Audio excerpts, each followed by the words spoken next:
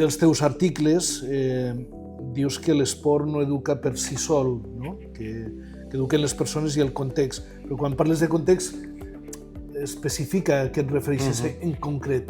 Al final, aquest context, el principal responsable és l'entrenador, no? I jo ho he patit amb el meu propi fill, que, bueno, com a bon esportista li he intentat que provés molts esports, i esports que en principi són magnífics, no? Per culpa de l'entrenador o del tècnic, moltes vegades no motiva prou els nens, no? Llavors, ensenyar esport amb iniciació és algo més que ensenyar uns elements tècnics i tàctics, sinó sobretot formar valors, motivar i que el nen s'enganxi a l'esport. I això, bàsicament, la importància la té l'entrenador. Quan parlem del context, aquí també parlem sobretot dels pares i de l'entorn on se mou aquesta competició.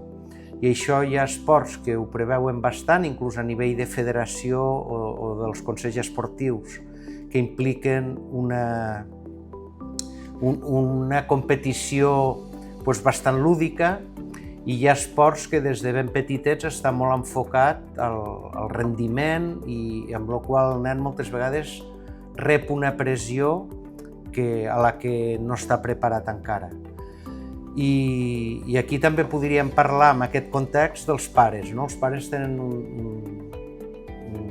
una importància fonamental, o a generar pressió al nen, que és el que moltes vegades se veu en molts esports col·lectius, no? O a donar-li un enfoc, aquest lúdic, per la formació de la persona, perquè el nen aprengui.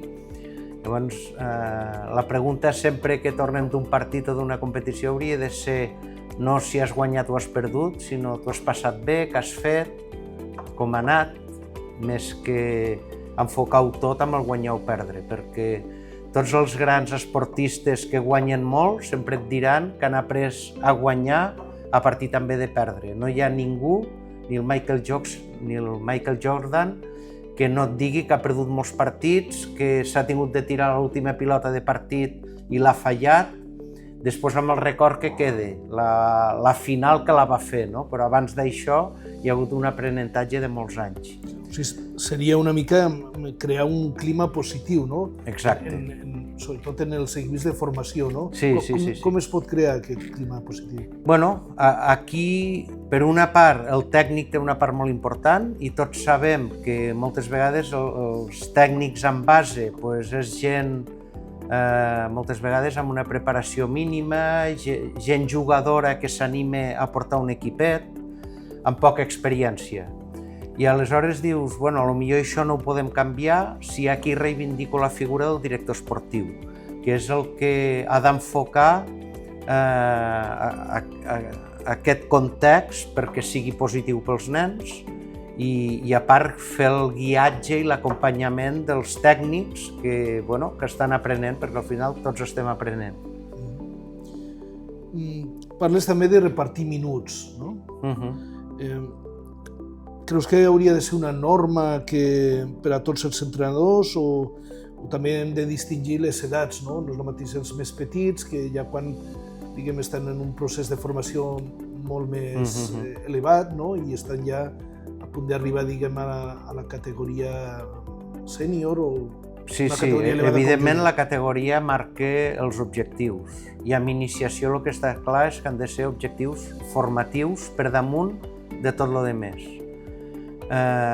Si parlem ja de juvenils sèniors, ja estem parlant d'un altre context, no?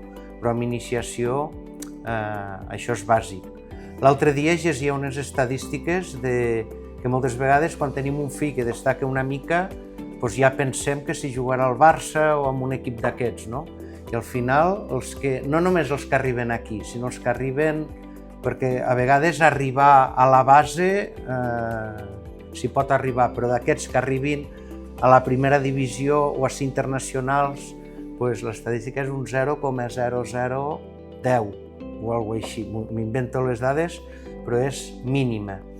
I això hi ha estudis fets a nivell de tota Europa, no? Tots els nens que comencen un esport, quan s'acaben, simplement a nivell professional, l'estadística és mínima. És a dir, que quan són petits no podem estar pensant en aquest objectiu. Quan anem augmentant edats, després ja veurem cap a on enfoquem, no? Però la iniciació ha de ser una base per a formar gent que li agradi l'esport. Que aquest nen, quan arribi a l'edat que sigui, als 14, als 18, als 20, i no pugui continuar amb aquell esport, sigui pel nivell esportiu que hi ha o per les causes que sigui, perquè es posa a treballar, etc., que sigui una persona que mantingui el seu interès per fer esport, per cuidar-se, perquè al final és la seva salut. O sigui, d'alguna manera és equilibrar, diguem, la recerca del rendiment amb l'educació i el procés formatiu, no? També no només com a esportista, sinó com a persona. Exacte, com a persona. I aquí entra la part, diguem, humanística de l'esport, de formar persones. I l'esport és un mitjà fantàstic per això, no? Tens, sobretot els esports d'equip, però també els individuals, que tens el teu equipet, els teus amics. Jo me'n recordo quan era petit que jo vaig estar, no en alt rendiment, però vull dir, pràcticament els meus millors amics eren els companys de l'equip, no? Després tens alguna gent també del col·le, etc., o del barri, però els més íntims, amb els que et feies més, eren els jugadors de l'equip, que al final convius moltes hores i tal. I aquest feeling se nota fora de la pista i es nota dins de la pista. I això és una cosa que també les entitats i l'entrenador han d'intentar cuidar, no? I creus que els clubs i les federacions estan compromeses amb aquesta tasca? Jo crec que cada vegada més. Vull dir, cada vegada se van fent passos. A vegades costa bastant. Em consta... Mira, jo ara et parlaré... Ja no recordo els anys que fa, deu fer 15 anys o 20, se va fer un congrés internacional de minibàsquet i se van aportar allí tesis doctorals i estudis científics que deien que amb iniciació en benjamins, inclús primera etapa de minis, era molt millor jugar 4 contra 4, inclús 3 contra 3, en bàsquet, perquè amb tota una sèrie d'edades el nen tocava més la pilota, s'ho passava millor, tiraven més a cistella, és a dir, tots els indicadors eren molt més positius per jugar amb menys jugadors. A part, el 5 contra 5 està pensat per jugar com a mínim amb un jugador interior, quan amb nens tothom sap que encara no s'ha d'especialitzar, no?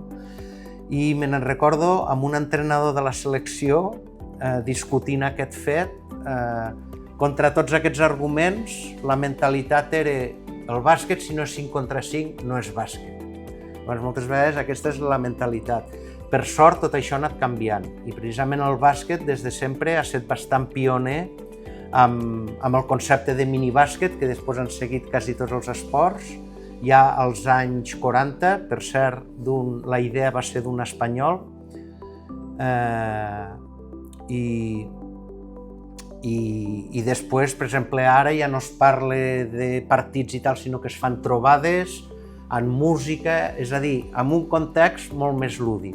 La pressió competitiva, i sóc el primer que el nen ha d'anar a guanyar i ha de ser competitiu, però no ha de ser la mateixa competitivitat d'un equip de rendiment que si no guanya, aquí poden rodar caps i van els sous, etc., no? Sinó que la competició amb nens ha de ser per la capacitat de superar-se, d'esforçar-se més, que han fallat aquest partit i a veure si el proper partit ho podem fer millor, no ens fan tantes cistelles de contraatac, etc., no? És a dir, intentar que sigui l'esport un ambient de superació, d'esforçar-se, de tindre interès per arribar aviat, puntualitat, etc. I no una competició que si perdo s'esfonsa el món, no? Sinó al revés. Si perdo, quin aprenentatge podem fer i a partir d'aquí anem a millorar pel proper partit. I una mica dia a dia i crear objectius a curt termini.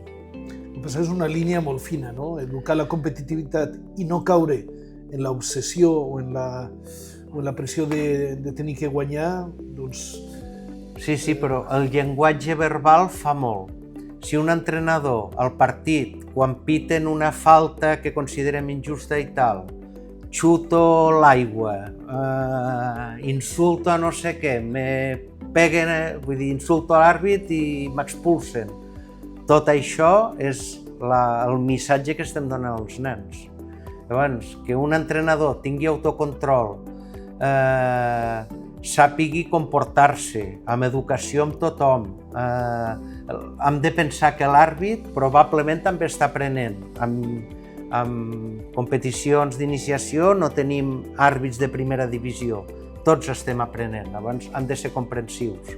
I un nen ha de veure que moltes vegades falla un gol o falla una entrada o no li surt una cosa que ha entrenat 50 vegades i pot passar, perquè així és l'esport. I un àrbit també es pot equivocar.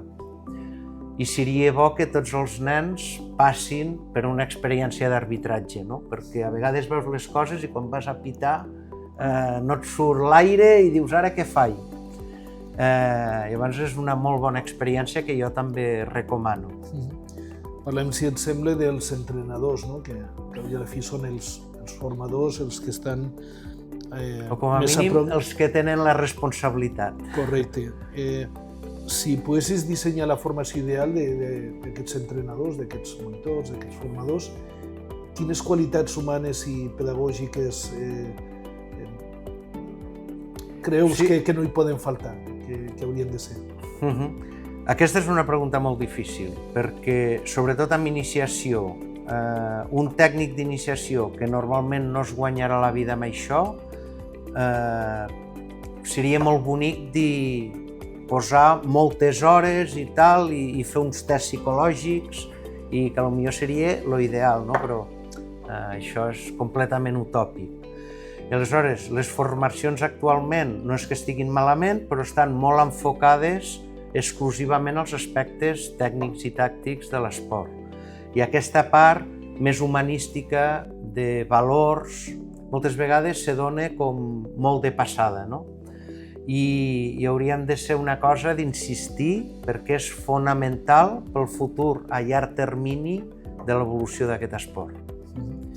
L'altra part és la televisiva, no? Però amb aquesta hi tenim poc a fer. Llavors, des del punt de vista dels tècnics, sobretot el primer nivell, que és el que entrena, el que està relacionat amb la iniciació, hauríem de mirar que aquesta part humana n'és implícita a la formació. I després tampoc t'assegura que ningú a provar uns exàmens després sàpiguis portar un equipet amb aquest respecte, amb aquesta savoir-faire de motivar els nens, de saber donar un missatge quan se guanya, quan se perd, de respecte als altres, hem jugat bé, hem guanyat, però hem fallat aquestes coses, aquesta setmana ho entrenarem i a veure si el proper partit ho fem millor. Aquesta hauria de ser l'actitud. Tot comença a l'escola. Això és evident que els nens, abans de federar-se, els primers passos que donen al món de l'activitat física i l'esport és a l'escola. Com creus que podria millorar l'educació, l'escola, a través de l'esport, o sigui, més enllà de que només se considera un simple joc? Com podria aprofitar millor l'eina de l'esport per educar l'escola? Això és una feina de picar pedra molt amb temps, no? I aquí te torno a parlar d'aquest context que hem començat la conversa, perquè els pares són els primers que s'haurien de creure que l'esport educa i les possibilitats que té. I moltes vegades portem amb un fill a fer esport perquè treballo fins a les 7 vull dir, com si fos una guarderia, una escola bressol. I l'esport hauria de ser molt més que això. I després també un estudi que es va fer fa anys, resulta que els pares estan molt més disposats a gastar diners en activitats com informàtica, idiomes, etc. I en canvi l'esport els hi resulta moltes vegades, ostres, tants euros al mes, els hi pica la butxaca. Quan moltes vegades estudiar anglès és com li veuen més futur, no? No dic que no el tingui, però l'esport també pot generar un futur no per arribar al rendiment, sinó per educar amb aquests valors. Una educació d'alguna manera emocional també, no? També, de treball, evidentment, no? Aquí al club, que el meu fill va fer gimnàsia artística, les primeres competicions o quan passes a federat i veus un pavelló ple, els àrbitres, els jutges, les pessigolles aquestes, això no té preu, no? I això se pot encaminar en positiu o que sigui una pressió excessiva pel nen i es bloquegi. I la veritat és que aquesta educació emocional és una de les coses que diferencia els bons esportistes que arriben a dalt i els que no. Perquè hi ha esportistes que entrenen molt bé i el dia de la competició no saben explotar lo bé que ho saben fer. Hi ha esportistes una mica que al revés, igual entrenen tal, però el dia de la competició se superen, ho donen tot, ho fan bé, quan hi ha pressió se superen. Llavors, això també és un aprenentatge, no es dona perquè sí. És veritat que hi ha personalitats, però es dona, no? I això me fa recordar també una conversa amb un seleccionador, no sé si era d'infantils, i ell deia que quan feien concentracions que agafaven els nens més bonets dels equips i feien una concentració per Nadal, una de les coses que es buscava, i això no valoraré si és positiu o negatiu, però parlant per aquesta educació emocional, és allí apretar-los molt des del punt de vista de si fallaven alguna bronca i tal. No tant per pegar la bronca, sinó era per si eren capaços de superar aquest estrès, i quan està el nen en una situació d'estrès, responien en positiu, d'esforçar-se més i tirar endavant i tal, o s'esfonsaven psicològicament, no? Perquè deien, aquest nen que s'esfonsa, està clar que per al rendiment no em serveix. Aquí entraríem en una variant també que després, sobretot d'adults, es troben, que és el tema de la salut mental. Sí, exacte. Aquella pressió, aquella motxilla que porten tota la vida, no? Ara tenim aquesta competició, ara una altra, ara t'has de classificar per tal campionat, ara no pots fallar perquè és un cita important. Tot això al final s'acumula i tenim casos que s'han pogut visibilitzar a través d'esportistes molt coneguts i amb molt d'èxit, no? Sí, completament, sí. Llavors és fonamental. Sí. I ara imagina't... Aquesta educació emocional per després també que no repercuteixi en derivar en un problema de salut mental. I un equip punter que estan competint en competicions europees, amb les seleccions, cada setmana igual fan 2 partits, llavors vull dir, vas molt amb el dia a dia, no? Però bueno, aquí estem parlant d'esport de rendiment, el que està clar és que la iniciació no ha de tindre el mirall amb aquest esport de rendiment. Si arriba, tot arribarà i està molt bé, però no podem enfocar la iniciació esportiva d'un gran volum, vull dir, d'un gran volum de nens a lo que és la piràmide. Llavors, això ha de tenir un tractament més formatiu i això quan vagi evolucionant i aquest embut vagi evolucionant cap al rendiment, doncs evidentment canvien objectius, canvien hores d'entrenament, canvien exigències, canvien les conseqüències que té per la teua vida, etc. Volia tocar un tema que m'apassiona molt i a vegades en plan que ho veig bastant negatiu, no? En segons quins aspectes. És el tema de les noves tecnologies, xarxes socials. Ajuden o dificulten aquest paper educatiu en l'esport? T'ho dic perquè moltes vegades esportistes d'elit, ara parlem d'esportistes famosos que també tenen els seus problemes, a vegades no són un bon model, un bon mirall pels nens i nenes, no? Totalment. Llavors, això és el que te volia plantejar. Ajuden més o dificulten més les xarxes socials i les noves tecnologies? Jo, quan més hi penso, menys coses positives o quasi cap ni veig i més coses negatives i sobretot perquè al final les xarxes socials és un mirall que a mi tot me surt bé jo lo millor, tinc molts amics, és a dir, és algo bastant fals, és una imatge que molts cops no es correspon amb el que hi ha darrere. I llavors, des d'aquest punt de vista, qui és capaç, perquè té una educació emocional, perquè sabem el que es mou aquí darrere, de destriar lo bo de la palla, no? Pues, bueno, això ens afectarà o ens condicionarà poc. Però amb nens que moltes vegades l'únic que veuen és això, s'imaginen com... Vull dir, és una idealització d'aquell esport de competició, etc. No? I això, evidentment, no és bo, perquè quan te trobes amb la realitat és com xocar contra una paret. No? I, bueno, ja per acabar, ja, Jordi, quin creus que seria el gran triomf o el gran èxit d'un nen o una nena a través de l'esport?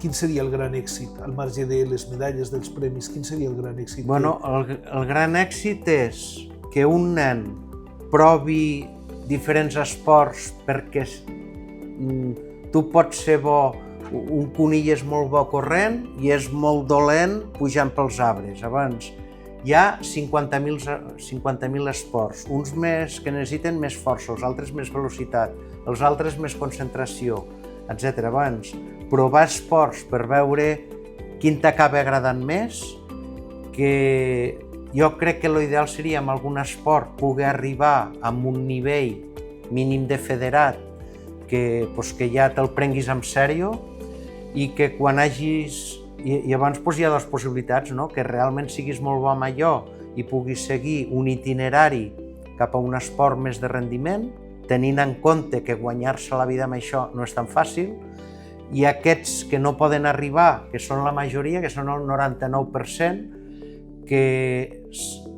hagin après durant aquestes etapes inicials formatives a que l'esport és positiu, que els hi ha donat molt, que han fet molts amics, que això ho conservin, que veguin que l'esport els hi va bé per la seva salut i tinguem uns adults actius físicament.